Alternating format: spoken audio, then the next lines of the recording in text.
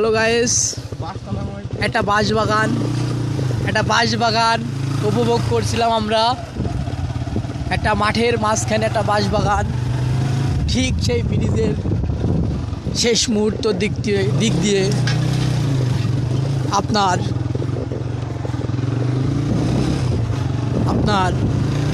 পীরপুর আমরা পীরপুরে চলে আসলাম আপনাদের মাঝে। পীরপুরে সেই মাঠ, চুয়াডাঙ্গা, দামনপুরা উপজেলা, চুয়াডাঙ্গা সদর পীরপুর। এই পীরপুরের মাঠ দিয়ে আমরা সুন্দরভাবে মনোরম পরিবেশে আমরা গুটি পায়ে এগিয়ে যাচ্ছি।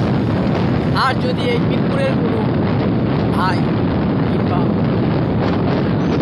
বোনেরা যদি আমার এই ভিডিওটা দেখে থাকেন, তাহলে অবশ্যই আমার পেজটিকে ফলো করুন।